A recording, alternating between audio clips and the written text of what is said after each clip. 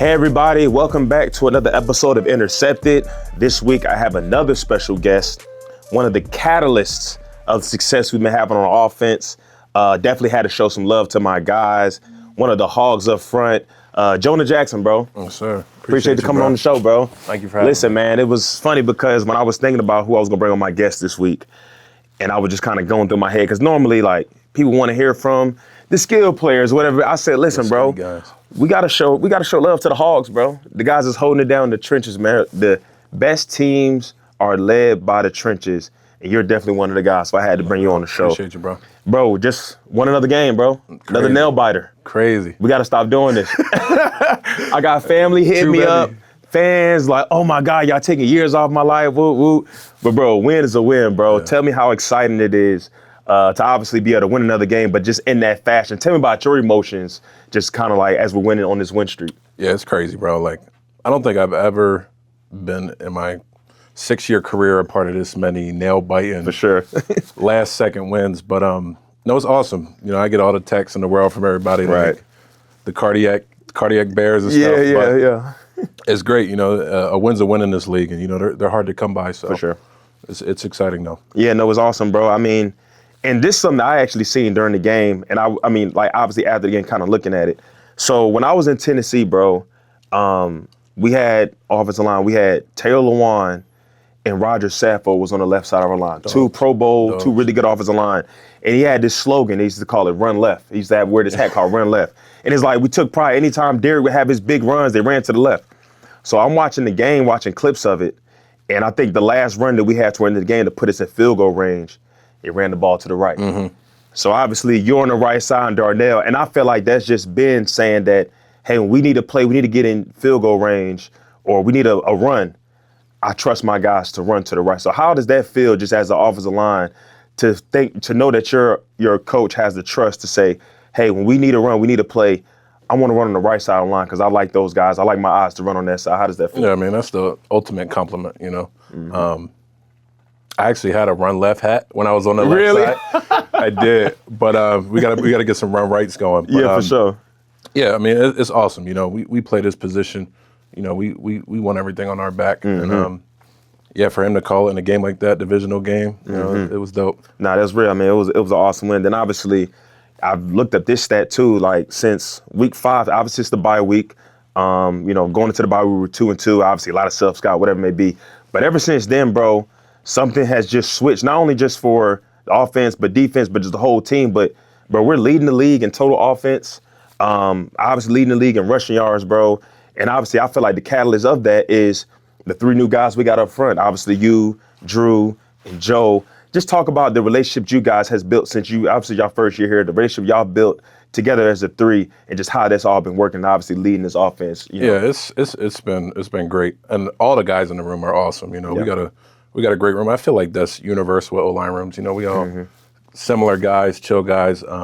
But I feel like it took a little bit to get going just because of the new system, new team and everything. But I feel like once we got it rolling and firing all cylinders, it looks beautiful. And you know, we got a heck of a coach. We got a heck of a staff with Roe, Kyle, and Capes, and you know they make sure our T's are crossed and our I's are dotted. Man, it's it's special. No, that's the biggest thing. Just this entire staff too. The details, the accountability is there. But I mean, just being real, like. That level expectation, obviously, though, you come into an off season and polls say, hey, the main thing we're going to do, how we spend our money, we're going to fix the trenches. And, you know, that's a lot of expectation to come in for you guys, you, Drew, and Joe, to, you know, basically put on your backs like, hey, we're trusting you guys to get everything rolling. And it's been special to watch, bro. And obviously, I mean, just me being a defensive guy, just being on the sideline, I'm thinking in my head like, okay, like, run the ball, bro. You know what I'm saying? Like, real talk, like, bro, run the ball. And obviously Kyle and Swift been doing their thing as well. Crazy. And then obviously that's also been setting the play action pass game. I mean, you wasn't here last year, but a big thing that we need to do was protect that guy. You know what I mean? And don't get me wrong, this guy's Houdini back there. He's been like, you guys making him look good. He's been making y'all look good because he's been evading all type of sacks. For sure. It's crazy, but no, man, you guys been really doing your thing. But you know, on this way, obviously we've been I think our last 7 out of 8 games. But went on the road, you know what I mean? Like talking about trying to take to this next level, get to the playoffs, you got to win a lot of road games.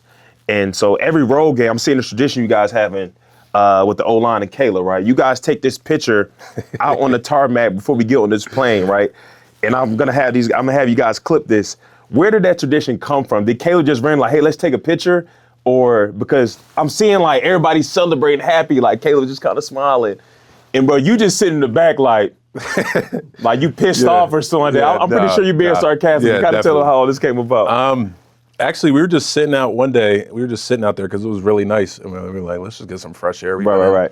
In the stadium. I think it was after. Was it the Vegas? It might have been the Vegas game. It might have been the Vegas game. Yeah. And he ran up and he said, say cheese. And I was like, just messing around. And then I seen the clips or the pictures circulating on Twitter and stuff. So I was like, I just got to keep it going now at this point. You got to. But yeah, I'm having a blast, man. It's great. Nah, we all having a blast. So let's rewind it a little bit. So another reason why I wanted to bring you on, because obviously we're both Philly guys, both from the Philly area. You was a 3rd round pick. I was a 3rd round pick. You obviously went to University of Rutgers, right? University. Rutgers University. I'm sorry. I don't want to disrespect Rutgers. my guy Logan Ryan with the Rutgers, so I definitely don't want to disrespect at all. Kind of talk about your recruiting process coming out of high school. You was a guest captain one week, and coach put his highlights up there. Your boy was like that. He's playing D-line, O-line. Literally every clip was either a pancake, a sack, or a tackle for loss, so he was hooping. Kind of talk about your recruiting process and how you end up going to the University of Rutgers. Yeah. I mean, it wasn't too intense. No, I went to a public school, and it was mainly a lacrosse and basketball school, so it wasn't really. You ain't played lacrosse? I did play a little lacrosse. Really? I got too big. They wanted to get me in the net or something, so I didn't want to do that. But actually, I had a couple D1 AA offers like Delaware, Villanova, and then I went to a Nike camp, kind of snapped. And like the next day, Rutgers came in, and went up for a visit. I actually committed the same day because I didn't know the recruiting process, and nothing wrong with it. It was great. The recruiting visits be different, bro. They get you up there, bro, and it's like, bro, I'm committing on the spot. Yeah, I had visited Monmouth and Delaware, and they were cool, Yeah. But I went up to Rutgers, and that was like a real school. They had like 4 campuses, so it was like 4 campuses. Yeah, it's nuts. Dang. Yeah, you need an automobile up there. Sheesh. But yeah, no, it was great. I met Kyle Flood, Darryl Wilson. They recruited me, and it was there from there. And so obviously you end up, I think you redshirted. You did 4 years? 4 years there. 4 years there, and you graduated. Then you transferred to Ohio State. What was that like? Because obviously, Ohio State is one of the biggest, best, football schools in the country. Was it something that you didn't want to finish at Rutgers, or you just seen an opportunity to go to a big school, play a competition, and obviously think about the league? You know what I mean? Like, yeah, definitely. Rutgers is a great spot, but at the time the transfer portal had just came out, so that's when all the transfer stuff. I'm pioneer of the portal, but not in a bad way. Yeah. I felt like I served my time, and I ventured out and looked at other schools. Actually, was close to going to Oklahoma. It was just too damn far for the family. Yeah. But Ohio State was a no-brainer. They had just got Justin Fields. Ryan Day was on fire, and I mean, you know what it is going. Nah, come on now. Playing at Buckeye Stadium is ridiculous. So I can only imagine. It was second to none. It was an easy pick. Well, you definitely made the right decision. Obviously, then you end up going 3rd round. I think you was All-American that year. Something. Yeah, I finally just got my All Big Ten trophy too. They just sent it to me. Yeah, come on, they were harboring it over there. What we doing, Big Ten? Come on, man. Come on, Jerry. But no, man. Obviously, you're a 3rd round pick. I was a 3rd round pick myself. Drafted to Detroit. Did your thing there. Obviously, played under Ben. Kind of talk about Ben in his Detroit days, because obviously, I only played against him last year, and obviously, they destroyed us every time. But kind of talk about Ben. Is he the same as like how he was in Detroit? Obviously, he wasn't the head coach, but is it very similar, or is he acting different now? I will say I credit to him. He stayed the same guy. We came in as young bucks together, so his first year in Detroit was my first year in Detroit. He was actually the tight ends coach, so O-line and tight ends, I got you. We coincide together, but I think it might have been year 2. He took over some games, and it was looking pretty, and it took off. And I feel like he stayed the same guy, and he's become my dog through it all. Yeah. And even with this past year getting traded, as soon as the Bears came up as an opportunity, it was like no brainer. I got to go with my boy. No, absolutely. And so obviously you done well. You played well in Detroit. You deal with some injuries there, and obviously the trade happens. Talk about, because I think a lot of people don't talk about this. Obviously, you've always been a really good player, really great player, Pro Bowl player, and then you go to another city or another team, and injuries happen. Kind of talk about just how much of a struggle that was, just kind of going through that process. Yeah, I mean, the league is a humbling place. You know, I get there, it's not a big deal. I was kind of damaged goods a little bit. I was fresh off a little knee repair, and then training camp, I broke my scapula in my back. Sheesh. So it was like, And came back for week 1, week 2, playing good, and then I re-broke it. So I was out for a minute. Yeah. Then I came back, you know, they put me at center. I didn't play so well. Have you ever played center before? I did. Okay, I did. okay. Then the next week I was on scout team, bro. So it was like, Sheesh. you know, you going from playing in the Pro Bowl to scout team is nuts. But credit to those guys, you know, granted things didn't work out and things like that, but you know, they made things happen here, you know, the transition. No, absolutely. Coming here, they could have sent me anywhere. But, that is true. Let me ask you this though, is that like the biggest struggle that you've, in as far as like your football career, was that the biggest struggle you had to go through? Definitely. Like who did you lean on in that time? Like as far as, was it family? Was it a coach? Was it a mentor? Like what did you lean on to kind of get you through that definitely situation? my family. You know, I got 2 beautiful kids and a wife at home. So, yeah. you know, that made things a lot easier, and being in Southern California wasn't too bad either.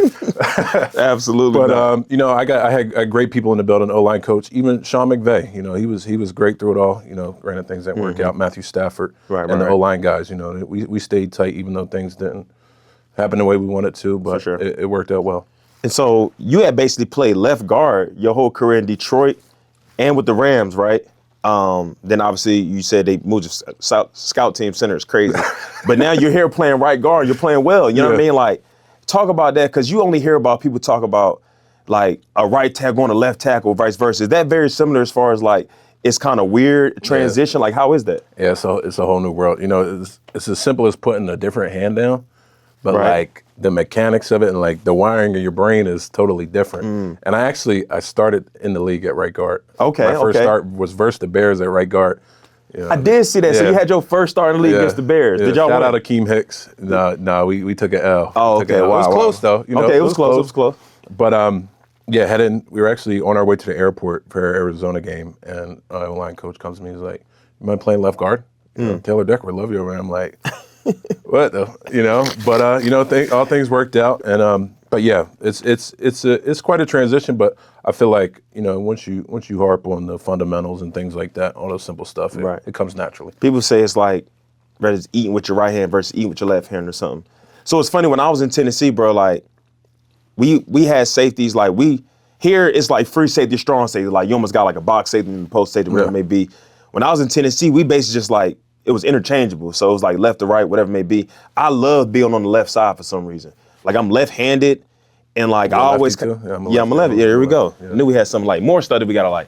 But for some reason, I had this thought process is like, for a right-handed quarterback, they like to throw it to their right. So I always wanted to be on the left side because I just felt like it was just, I'm gonna get more, you feel me? Get more picks. Had a lot of picks. So I'm not saying that it's true or right, wrong or right, but hey man, I just kind of, I guess what I have in my brain. It's crazy. So I can understand, because like I was playing on the left side for so long.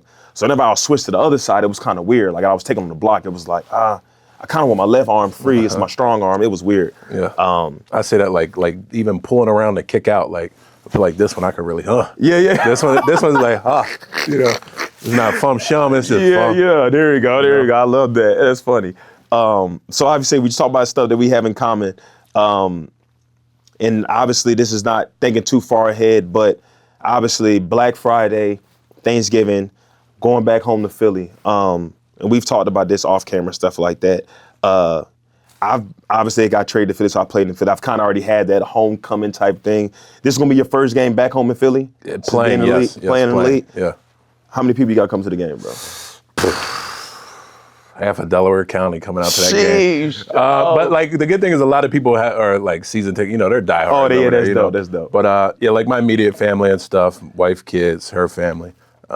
It's north of 20, 30, you know. Oh man, playing for free, but it is what it is. Hitting them pockets, boy, hitting them pockets. No, it's dope though, because I feel like it's just something that you always have. You know what I mean? Yeah. Cherish that. When I got traded to Philly, like that was for my dad to see my last name in a Philly Eagles jersey. Nuts. Was just like, incredible, bro. I was pacing it out because obviously I had more games, home games. You get 4 or 5 here, 4 or 5 here. Like, don't just try to bring 30 people in one game. Yeah. But the game is gonna be incredible, bro. Yeah, bro. It's gonna be jumping. It's gonna be jumping. I remember I was one of them, so I know how they operate. Bro, so I had my wife and them. They're gonna come to the game, my wife and kids, and I told my wife, leave the kids at my family's house. Don't bring the kids, because, bro, they're gonna be drinking at probably 9 a.m. all the way up until the game. It's gonna be at least 3 or 4 fights. On Thursday at 9 a.m. No, real talk, bro. And I think they got a jail in the stadium. I know they had one at Veterans Stadium. I think they got a jail in the stadium. People gonna get to fighting. It's a crazy situation, bro. But no, I'm excited. And let me ask you this too. Like, so obviously we're traveling on Thanksgiving. Are you gonna stop by your folks' house and get you a plate before the game? The plan is a plate is gonna be brought to the hotel. Okay, I got you. I hope so. Is it gonna be loaded or is it gonna be light? Is it gonna be like half diet? Loaded, half diet. Never. Yeah, we gonna throw a little salad on there for the half diet for the game? Never. We got everything. I need the carb load, man. I feel you. Yeah. So since obviously we talking about this, I'm not even gonna say the main course. What's top 3 sides that you gotta have on your plate? Thanksgiving. You ever had seafood salad? Yeah, I had seafood salad. Seafood salad. Okay. Mac and cheese was That's up different. there. I wasn't expecting that one. Mac and cheese is up there, but I'm kind of falling out of love with it. Greens, gotta have the greens. Okay. And then, my wife's Spanish, so I gotta have the rice and beans. The rice and beans, with the soul food combination. Got you. So I'm gonna forgive you for trying to say something about mac and cheese, right? So the fact that you didn't say that my mac and cheese and yams gotta be touching is crazy. So for me, I gotta go mac and cheese and yams. That's off the rip. Yeah. They gotta be talking to each other.